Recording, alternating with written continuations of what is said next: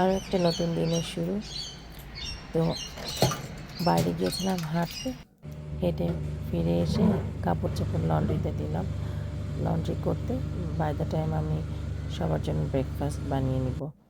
তার আগে একটু গরম জলে লেবু আর মধু দিয়ে একটু উষ্ণ গরম জলে খেয়ে নিলাম।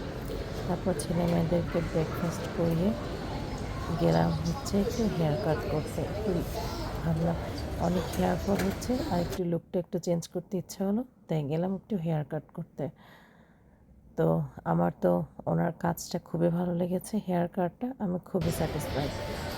তারপর যেহেতু কিছু গ্রোসারি করার ছিল আর হালকা হালকা ঠান্ডা পড়ছে, ছেলে মেয়েদের জন্য কিছু উইন্টারের ফুল স্লিভ গেঞ্জি প্যান্ট এগুলো নিলাম। আর তারপর গ্রোসারি করলাম, কিছু সবজি কিনলাম।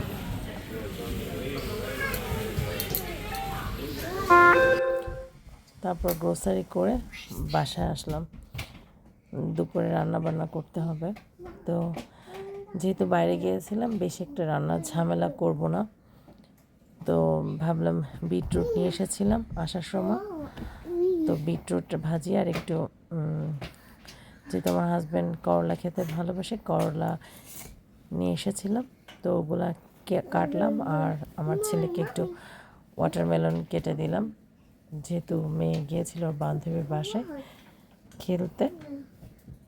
তো ছেলে ওয়াটারমেলন খাচ্ছিল, আমি সেই ফাঁকে রান্নাটা গুছিয়ে কাটাকাটি করে নিয়ে রান্নাটা বসিয়ে দিলাম। তারপর আবার ছেলে মেয়েকে স্নান করাবো, আমি স্নান করব, দুপুরে সবার খাওয়া দাওয়া। আজকে যেহেতু ছুটির দিন, সবাই বাসায় আছে।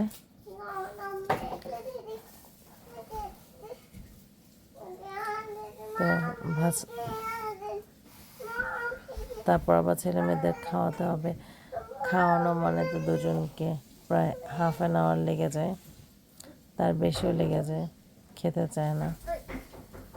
কুকিজ অন্য কিছু খাবে, তো ভাতেই তার সমস্যা।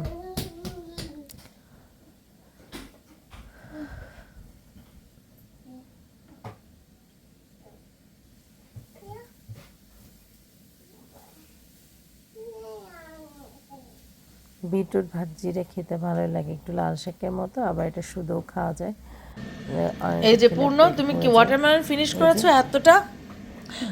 সে কেটে দিলেও খাবে না, তাকে ওয়াটারমেলন এরকম হাফ বিগ পিস দিতে হবে, না হলে স্মল পিস সে খাবে না। দুষ্ট পূর্ণ। হ্যাঁ, যে দুপুরের খাবার রেডি। মনে হয় খাওয়ার সময় এখানে করলা ভাজিটা আনা হয়নি। আর এই যে রাতের ডিনার রেডি করছিলাম, আর পাশে ডিম সিদ্ধ দিয়েছিলাম সকালের জন্য। তো একটু কাজটা আগিয়ে থাকলো আর কি, সকালে তাহলে দৌড়াদৌড়ি কম হলো, এই আর কি। আর তারপরে ছেলে মেয়েদের খাইয়ে ওদের ঘুম পাড়াতে নিয়ে যাবো। পরে একটু পান করছিল আমার সাথে।